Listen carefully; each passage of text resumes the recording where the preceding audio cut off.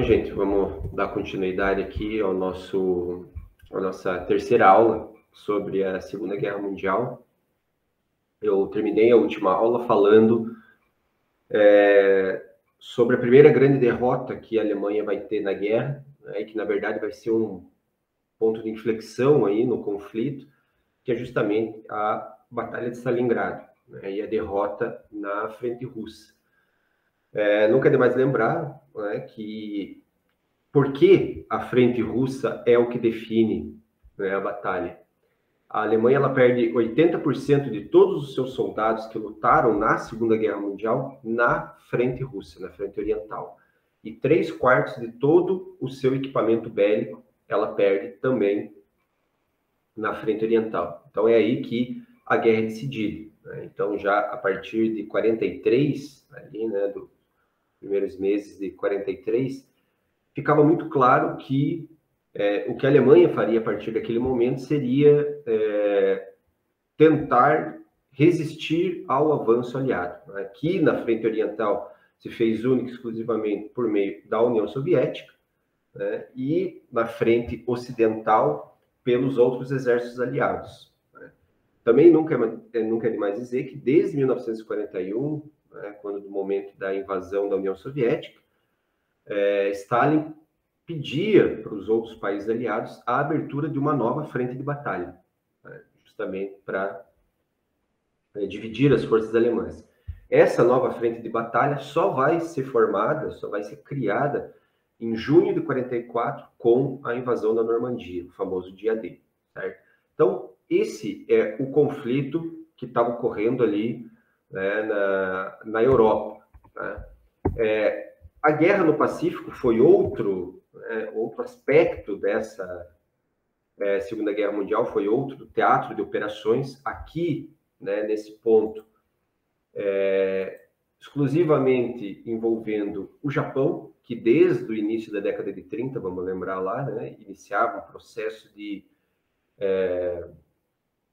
um processo imperialista, né, um processo de expansão territorial, buscando fornecer as bases, né, para sua industrialização. Então, em 31 ele invade a Manchúria, em 37 ele dá prosseguimento.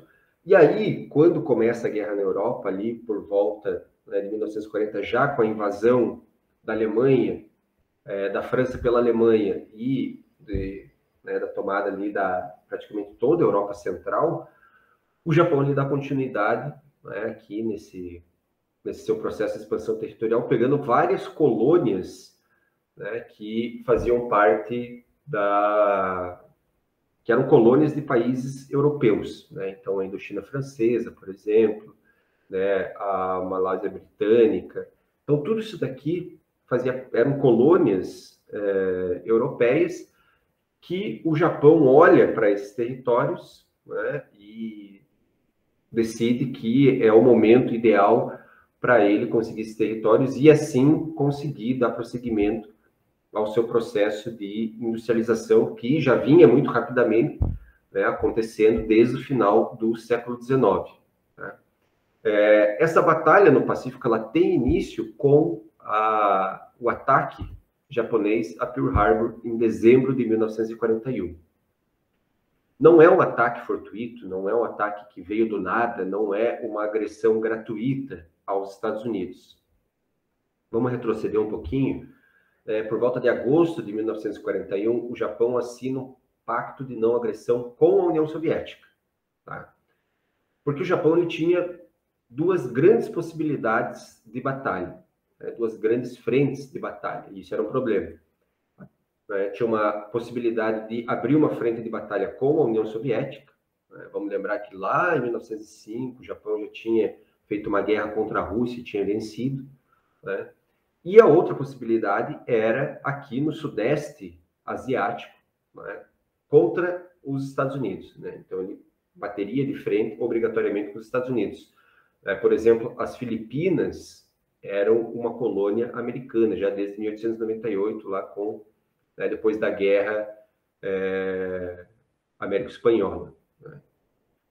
Então, qual era a ideia do Japão ao atacar Pearl Harbor? Era ter atacando a frota do Pacífico, que estava estacionada em Pearl Harbor, é pelo menos uns 6 meses do que eles chamavam de mão livre, né, em toda essa região aqui do Sudeste Asiático. Ou seja, seriam 6 meses que o Japão poderia invadir livremente esses territórios, ou quase livremente, né, enfrentando pouquíssimas tropas coloniais estacionadas nesses territórios, tropas coloniais que serviam muito mais para conter, né, as manifestações e os movimentos das populações locais, e não para um conflito de grandes proporções,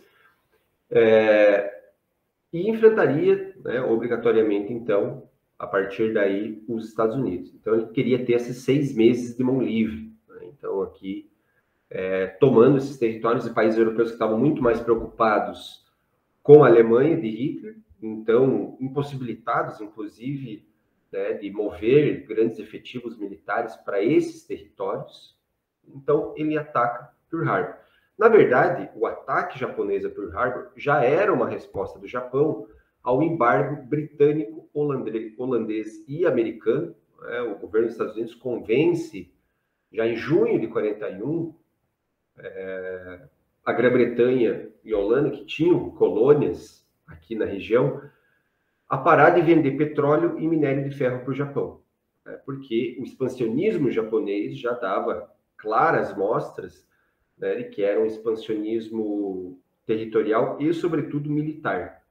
Né? Então, na prática, o Japão estava fazendo o que os países europeus fizeram lá na segunda metade do século XIX. Certo? Então, o Japão consegue esse ataque a Pearl Harbor, ele não consegue atingir os porta-aviões, 3 porta-aviões que estariam estacionados em Pearl Harbor, mas que nesse momento estavam escoltando um outro navio, indo para outra região, mas eles provocam severas baixas na frota do Pacífico, né, dos Estados Unidos. Eles conseguem afundar vários navios militares. Esse ataque provoca a morte de milhares de pessoas em Pearl Harbor, inclusive passa a ser chamado pelo governo dos Estados Unidos como Dia da Vergonha. E a partir daí, efetivamente, o Japão tem esses 6 meses livre, né, de mão livre, que ele vai usar para construir esse grande arco, né, de proteção contra um ataque dos Estados Unidos e, ao mesmo tempo, territórios, né, da onde ele podia retirar matérias-primas. Então, desde borracha, minério de ferro, petróleo, grande parte das matérias-primas necessárias ao seu processo de industrialização. Né? Quando ocorre a virada dessa batalha? Justamente em Midway. Midway é uma ilhazinha bem pequenininha, que fica aqui no meio do caminho, né, entre o Japão e os Estados Unidos. Ela fica aqui indo em direção ao Japão um pouquinho depois da base americana de Pearl Harbor, né, aqui no Havaí, que não quer demais lembrar, os japoneses só atacam, eles não tomam o Havaí, eles só atacam a base americana de Pearl Harbor. E essa batalha de Midway, ocorrida entre 4 e 7 de junho de 42, é uma das principais batalhas, então, nesse teatro de operações do Pacífico. Foi uma batalha entre os porta-aviões japoneses e os porta-aviões americanos, né? Ao que tudo indica, né, e ao que levaria a pensar, o Japão estaria em vantagens, né, em vantagem porque ele tinha equipamentos bélicos muito mais bem preparados. Ele tinha, supõe-se que os melhores pilotos, né, estariam aqui nesse momento, pilotos que já vinham treinando, né, desde a década de 30, nesse processo de expansionismo militar que o Japão estava desenvolvendo, enquanto os Estados Unidos teve que se adequar, crescer o seu exército de maneira extremamente rápida, treinar esses homens de maneira extremamente rápida. Então, os Estados Unidos chega verde aqui nessa batalha de Midway, né? Ele chega verde nesse teatro de operações, enquanto o Japão já é, né, um bastante experiente, inclusive por todas as vitórias que ele obtém aqui, né, no Sudeste Asiático. Essa Batalha de Midway, ela tem uma série de coincidências que parece que não são verdade. Por exemplo, os Estados Unidos, a base de rádio que ficava situada no Havaí, ela consegue quebrar o código japonês. Então, porque os países, eles escutavam as frequências de rádio, eles escutavam as mensagens, por exemplo, que se passavam, mas essas mensagens todas eram codificadas. Então, eles sabiam que mensagens estavam sendo passadas, mas essas mensagens eram codificadas. Essa base de rádio, né, que é situada no Havaí, ela resolve jogar uma isca, né, então, para os japoneses. Eles soltam uma mensagem um pouco antes aqui, né, uma semana antes, eles soltam uma mensagem dizendo o seguinte: a máquina de água potável de Midway está estragada. Então, a máquina de dessalinização da água de Midway está estragada. Porque os americanos já tinham uma ideia de que os japoneses podiam atacar Midway e tal, mas eles queriam ter certeza. Né? E é nesse momento, logo depois, que eles escutam os japoneses passando a informação. Né? Os japoneses passando, então, exatamente a frase, né, codificada ali. Então, eles quebram esse código a partir dessa isca que eles lançam. Os japoneses mordem a isca e mandam uma mensagem para Tóquio, e nesse processo os americanos conseguem quebrar o código japonês. Essa só foi uma daquelas coisas assim que acontecem nesses momentos assim que são coincidências assim, né? Depois, nos dias seguintes, os americanos, né, os Estados Unidos conseguiu descobrir quando os japoneses iam atacar, qual era a composição da força que eles utilizariam para atacar Midway. Então, no dia 4, os americanos já estavam preparados para o ataque japonês. Eles já sabiam que os japoneses iam atacar, já sabiam o horário, já sabiam, né? O que acontece na manhã do dia 4? O almirante principal da marinha japonesa, o Yamamoto, ele envia uma ordem para que caças japoneses cubram os céus, o horizonte, cubram todo o horizonte, fazendo um pente fino, né, por todo o mar, porque ele queria descobrir onde estavam os 3 porta-aviões americanos, porque a Batalha de Midway serviria para acabar de vez com as forças americanas no Pacífico, porque lá em Pearl Harbor eles não tinham conseguido destruir os porta-aviões, né? Então Midway serviria para isso. Então o almirante Yamamoto, ele manda essa ordem, né? Os caça-zero saem, né, para fazer essa verificação, só que um deles se atrasa. Ocorre um problema lá, e ele se atrasa em torno de 30 a 40 minutos. Justamente esse caça deveria patrulhar a área onde estavam os 3 porta-aviões americanos, né? Ou 2 deles, o outro estava dando a volta, né, aqui em Midway. Então, esses outros caças não acham os porta-aviões, tal, e nisso os Estados Unidos envia o primeiro ataque, né, que falha miseravelmente. Ele é completamente suprimido pelos caças japoneses, né? Nesse momento, aquele caça que se atrasou 30, 40 minutos, ele avista, né, os porta-aviões americanos. Ele avista 2 porta-aviões, o Enterprise e o Hornet, e passa a mensagem. Um dos comandantes dos porta-aviões japoneses, né, que eram 4, um deles fala para o Yamamoto, né, que era o almirante-geral, fala assim: ó, vamos atacar agora é a hora, a gente descobriu onde eles estão, vamos lá.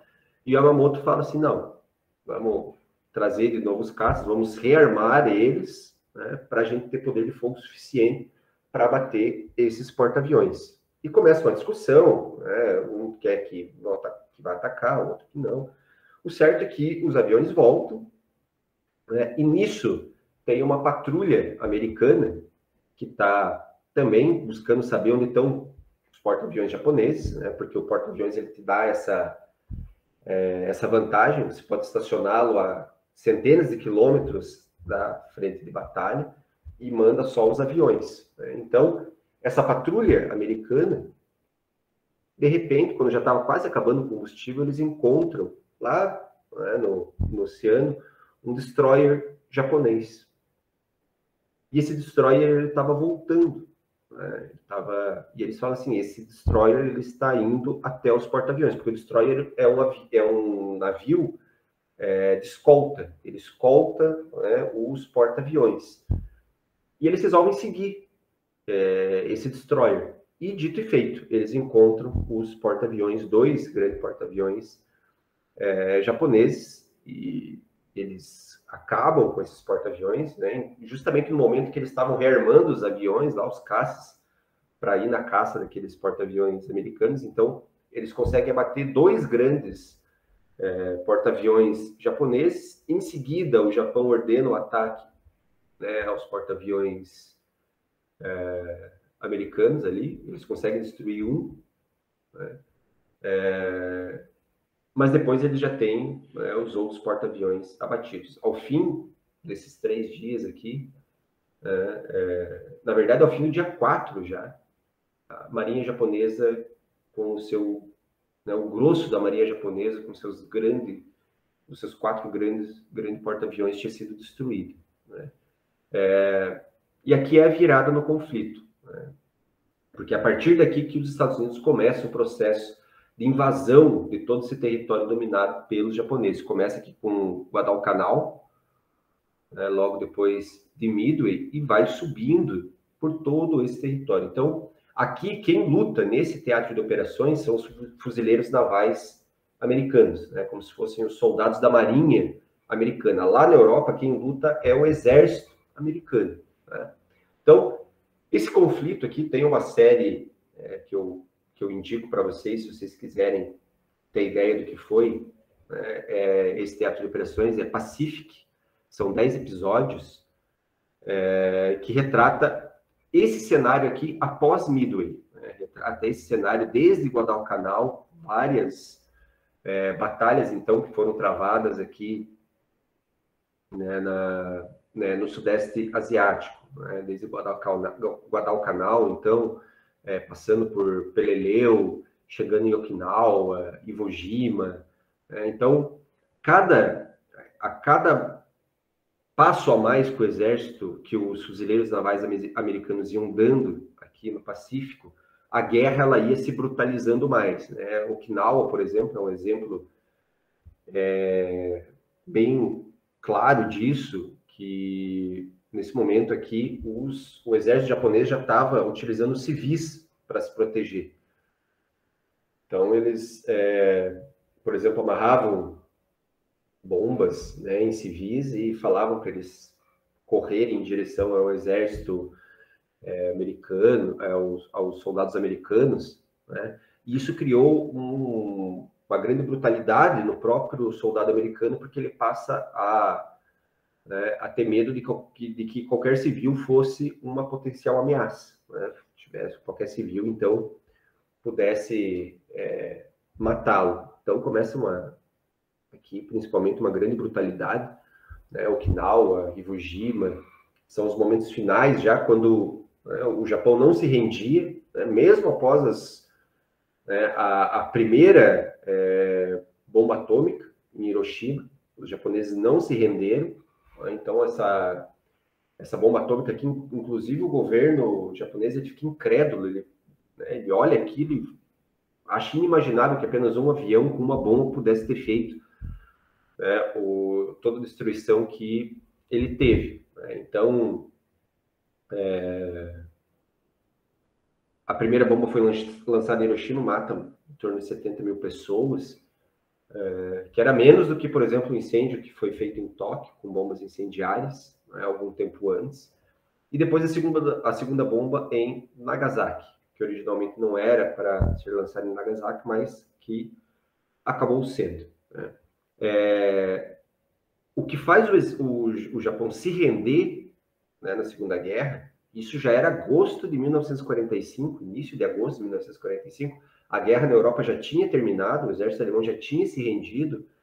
O que faz os japoneses se renderem é a invasão da União Soviética sobre a Manchúria. Então, na verdade, conjugado à invasão da União Soviética sobre a Manchúria, que foi uma invasão extremamente rápida, o exército soviético, né,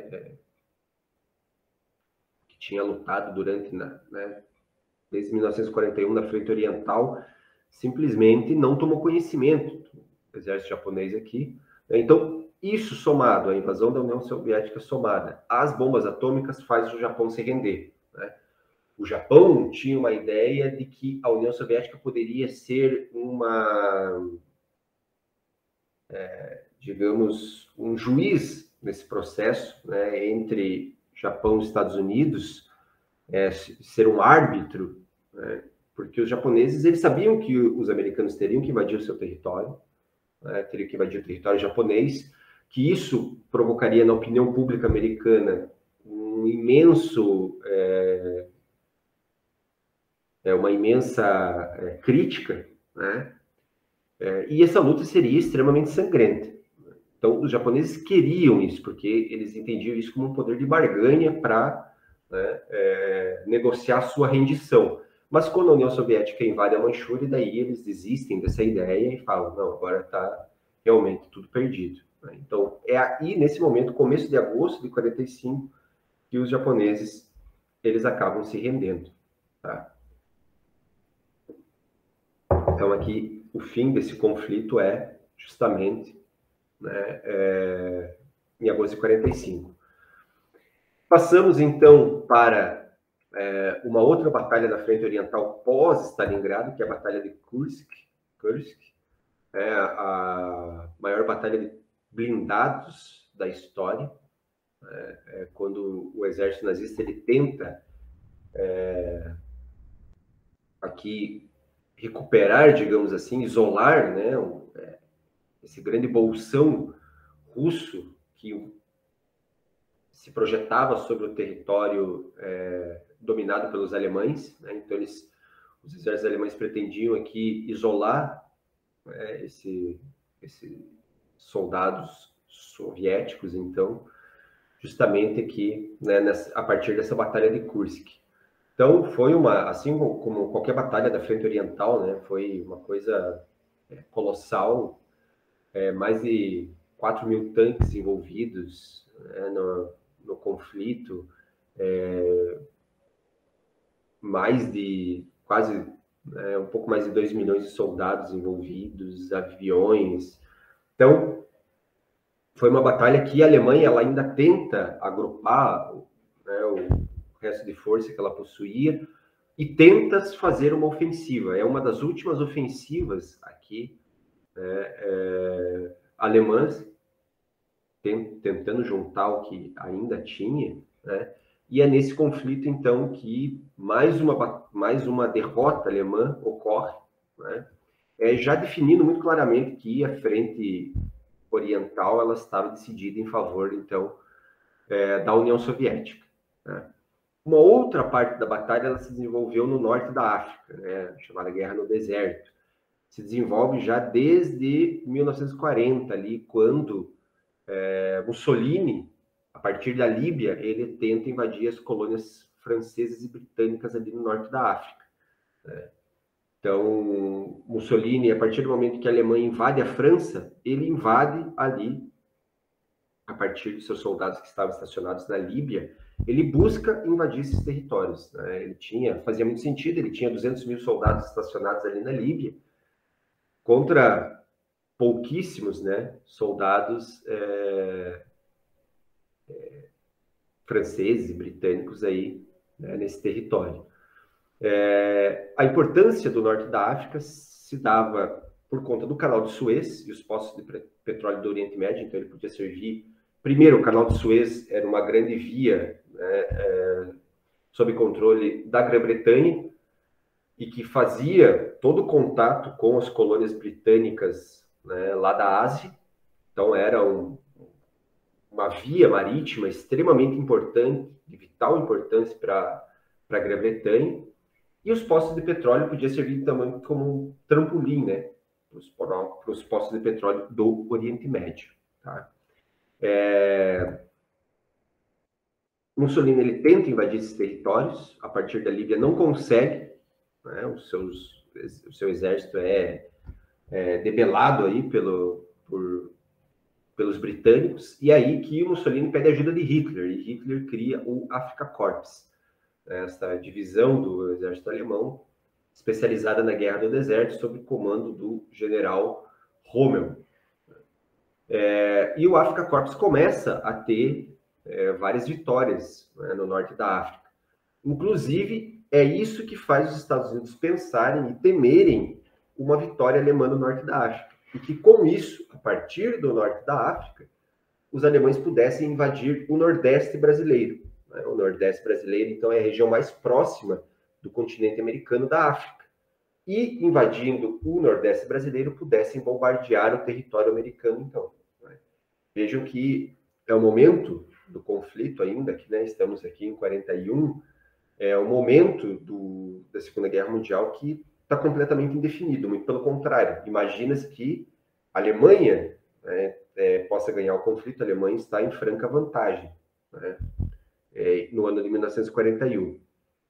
Então, a partir da formação desse Afrika Korps, a Alemanha começa a ter numerosas vitórias. O que muda é já no final de 42, né, com o desembarque aqui das tropas aliadas no norte da África, nas colônias francesas, né, do Marrocos, da Argélia, e conseguem derrotar o Afrika Korps. Né?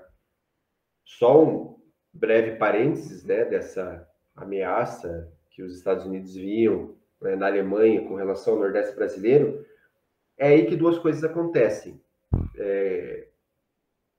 A criação de uma base militar americana no Nordeste brasileiro, a base americana de Parnamirim, né, uma base aérea americana, e também a idealização da FEB, que deveria ser, a Força Expedicionária Brasileira, uma tropa para proteger o Nordeste brasileiro, tá? Inicialmente. Quando as tropas aliadas desembarcam aqui, né, no norte da África, nas colônias francesas, e conseguem vencer o Afrika Korps, a guerra no norte da África está decidida. Tá? Então não há mais ameaça alemã de invadir o território brasileiro, não há mais nenhum tipo de ameaça de bombardeio sobre o território americano, até porque não existia autonomia, né, nos aviões para cruzarem o oceano sem fazer nenhum tipo de reabastecimento, né? Então, bombardear e voltar, não existia esse tipo de possibilidade. Então a guerra aqui estava decidida e aparentemente não fazia mais sentido, né, mandar, por exemplo, a FEB para a guerra, que era o que Vargas queria. E aí a gente entra, então, logo depois aqui de resolvido esse conflito no norte da África, em maio de 43, no fronte italiano, que é onde a FEB, a Força Expedicionária Brasileira, e a FAB, com o primeiro grupo de aviação de caça, vão lutar. Esse fronte italiano aqui, ele foi aberto logo após a vitória aliada no norte da África, em maio de 43. Né? Então, primeiramente invadindo a Sicília e depois o sul da Itália aqui. Né? Existia muita divergência entre os aliados com relação à efetividade, à necessidade de invadir a Itália. Né? Porque já aqui dos aeroportos situados no sul da Itália, na Sicília, aeroportos esses, bases aéreas, né, que tinham sido construídas pelo Mussolini, já era possível você bombardear a Alemanha, por exemplo. Então não havia necessidade de dominar a Itália. O fronte italiano ele é aberto a partir da pressão do Churchill, né, do Winston Churchill, que defende a invasão da Itália e defende que a invasão da Itália seria feita rapidamente. Então, em poucos meses, né, estariam já em Roma. Essa frente de batalha mostrou justamente o contrário, foi uma frente de batalha extremamente difícil, principalmente por conta do território italiano ser cheio de morros, né? Então existia toda uma cadeia de montanhas aqui que margeava o litoral, né, do Martí Rene, e que transformaram esse teatro de operações aqui em uma dificuldade muito maior do que os aliados imaginavam. Tá? Então, essa frente de batalha é aberta aqui após maio de 43. Nesse momento, né, está ocorrendo as tratativas primeiro para a criação da FEB, para envio da FEB para a Itália, a grande pressão de Vargas para enviar a FEB para a Itália. Por que Vargas queria enviar soldados brasileiros para a Segunda Guerra Mundial? Porque isso era de vital importância para limpar sua imagem de ditador, né? Para limpar sua imagem de ditador associado ao nazifascismo. Então, soldados brasileiros lutando contra o nazifascismo na Europa, em defesa da democracia, seriam uma propaganda ideal para Vargas limpar a sua imagem. Tá? Então, é aí que a FEB, mesmo contra a vontade dos Estados Unidos, é enviada à Itália. Contra a vontade dos Estados Unidos, por quê? Porque os Estados Unidos não viam necessidade, no primeiro momento, de enviar a FEB para a Itália. Tá? Então, o acordo que foi alinhavado entre Brasil e Estados Unidos era para os Estados Unidos equipar a FEB, né, equipar com armamento americano, a FEB, e os Estados Unidos, nesse momento, já estavam com milhões de soldados. Está chegando aí no ano de 43, 44, com quase 12 milhões de soldados. Então, o primeiro objetivo dos Estados Unidos era armar o seu exército, depois os outros exércitos aliados que estavam diretamente envolvidos na guerra, e a FEB estava com a senha lá, 1450. Né? Então,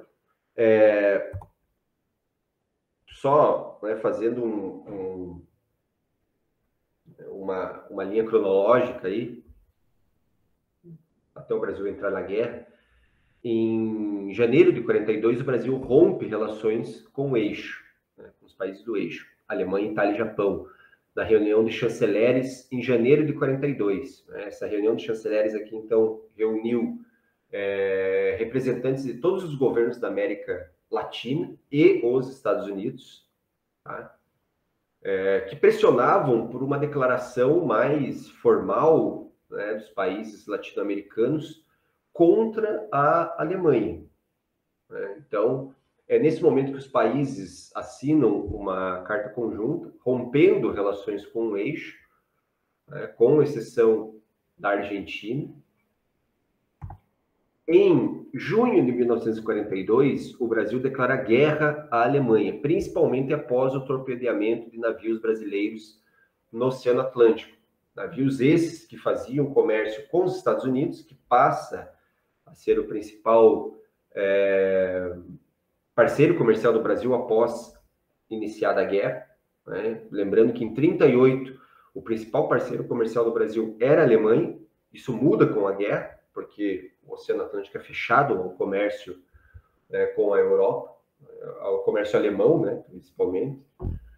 O Brasil consegue ainda negociar alguma coisa por portos italianos até 1940, né, mas assim que a Itália invade ali as colônias do norte da África, esse comércio ele é cessado completamente. Né, o comércio brasileiro, então, com a Alemanha.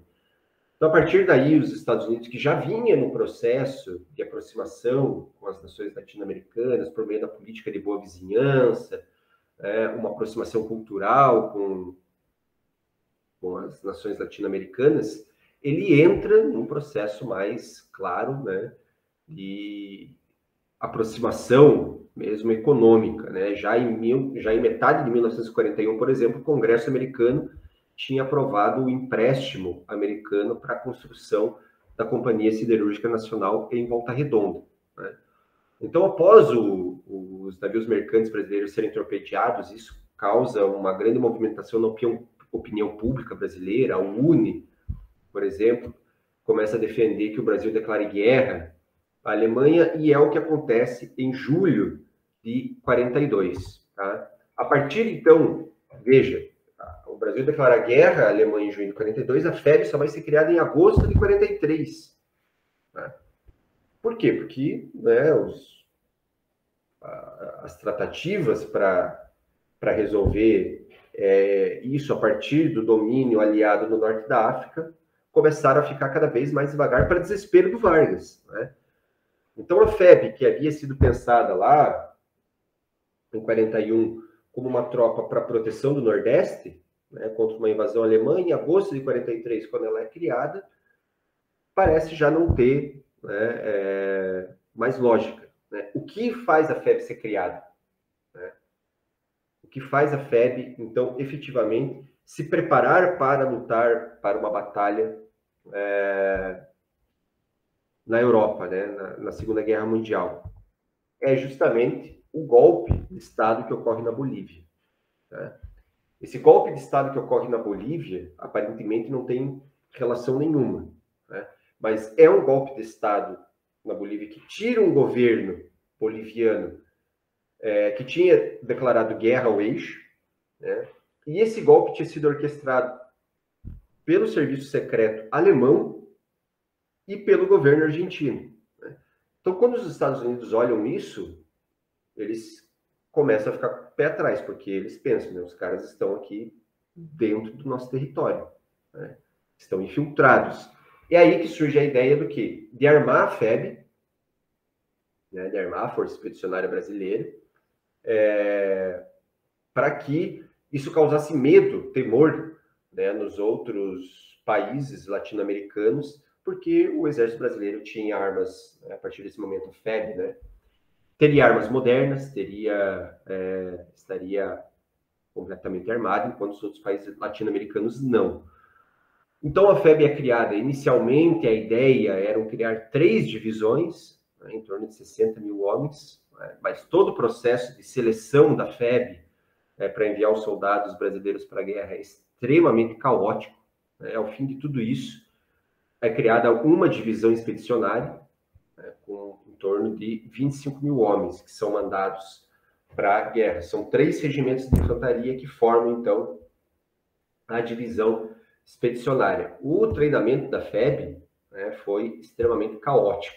Ela foi para integrar o 5º Exército Americano, que estava lutando na Itália, né? Já se sabia que a FEB lutaria na Itália, já se sabia o tipo de terreno que o soldado brasileiro ia enfrentar, né? O maciço de morros que margeavam ali toda a estrada de 64. Né? Só para vocês terem ideia, o maior índice de rejeições na FEB foi por ausência de 28 dentes na boca, né? Porque a FEB, o padrão de recrutamento da FEB era o mesmo do Exército Americano. Então, os homens tinham que ter, no mínimo, 1,60 m, no mínimo 60 quilos, no mínimo 28 dentes na boca, né? Além de ter todas as suas faculdades mentais perfeitas. E ao longo do processo de seleção, foi se percebendo que seria impossível, né, formar um contingente de 60 mil homens. Né? Então, esses 25 mil que vão, desses 25 mil que vão para a batalha, apenas 1.200 foram, como é que fala? Aqueles que foram voluntários. Né? Todos os outros, em torno, então, aí de 23.800, foram soldados que foram obrigatoriamente alistados na FEB. E vários casos de soldados que foram doentes, né, que não cumpriam os requisitos mínimos, tudo mais. Então, além disso, o treinamento da FEB foi feito em território completamente diferente do que ela lutaria na Itália. Né?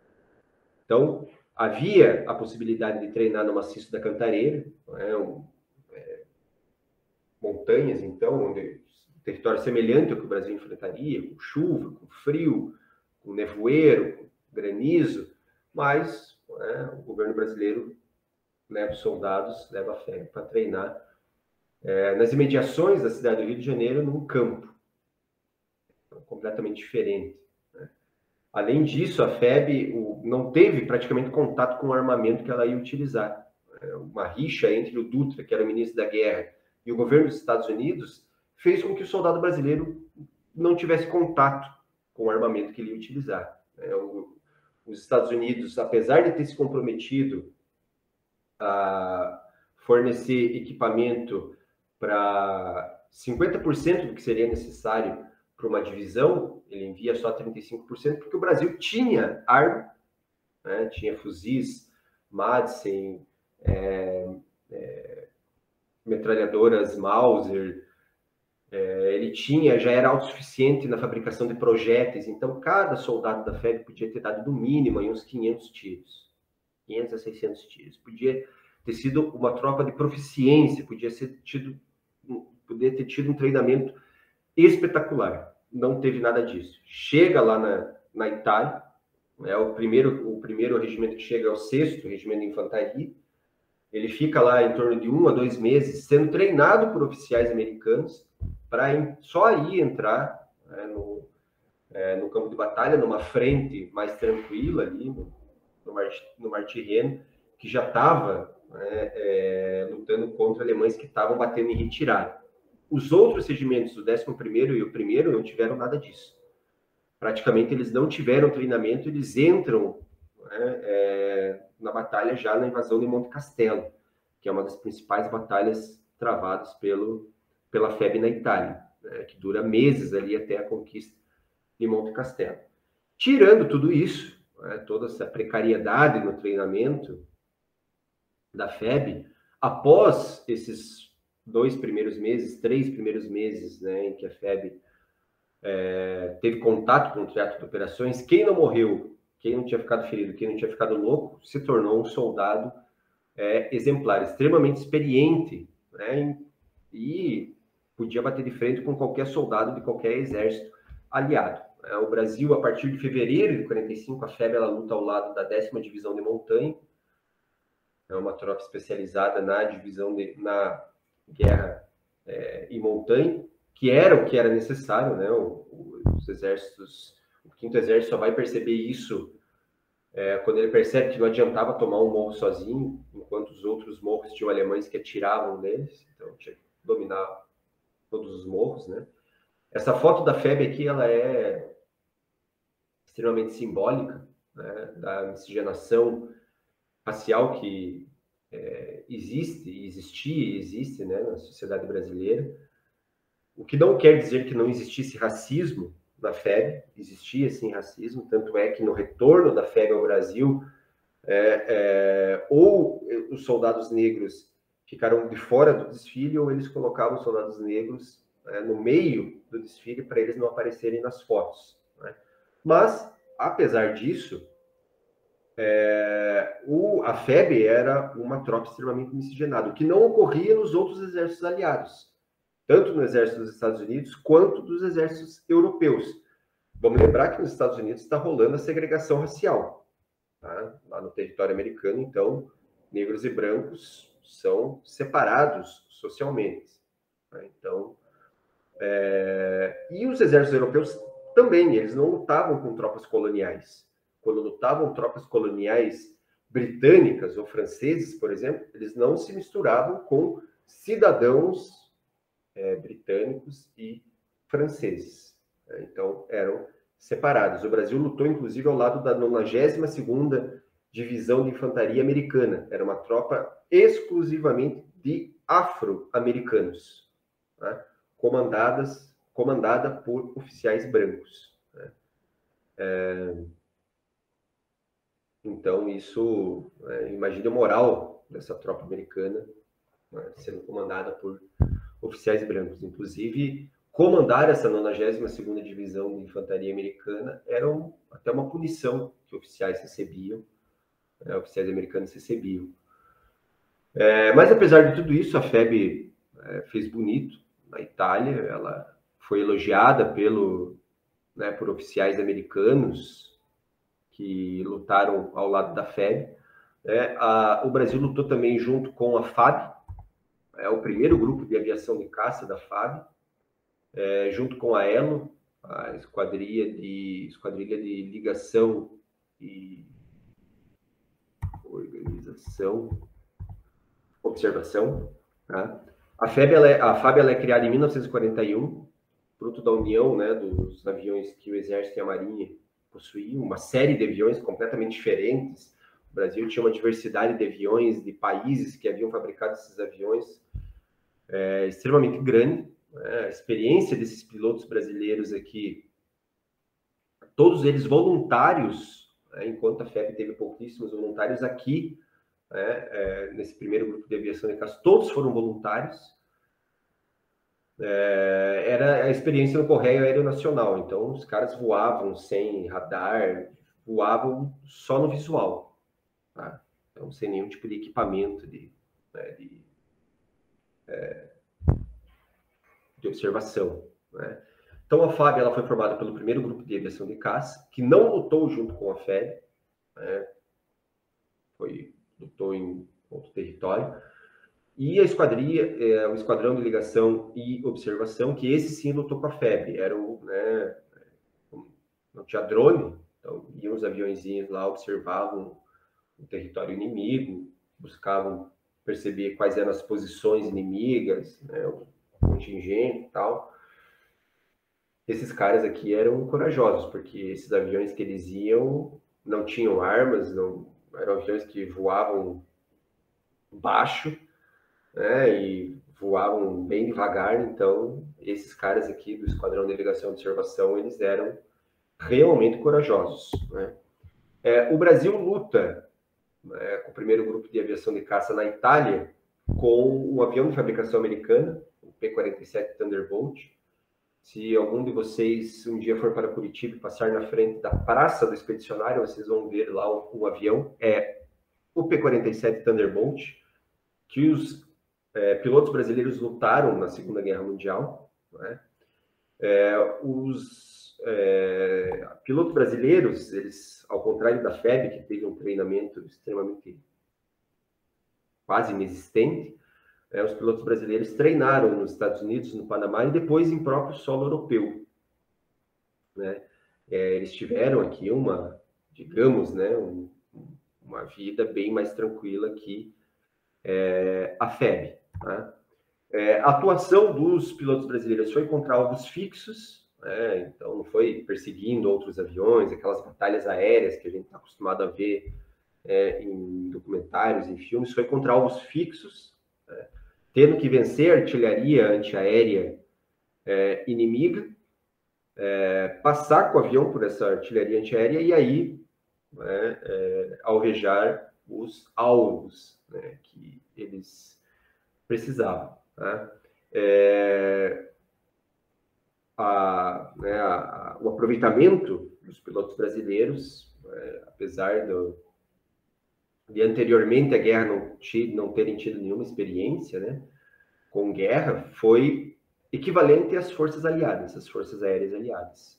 Então, esse primeiro grupo de aviação de caça aqui, que fez parte, né, do exército aliado, foi extremamente importante também e deixou a sua marca também lá na Itália. Então eu vou finalizar por aqui, gente. Finalizo por aqui e para a gente, na próxima aula, continuar com o dia D, certo? Só deixa eu parar a gravação aqui.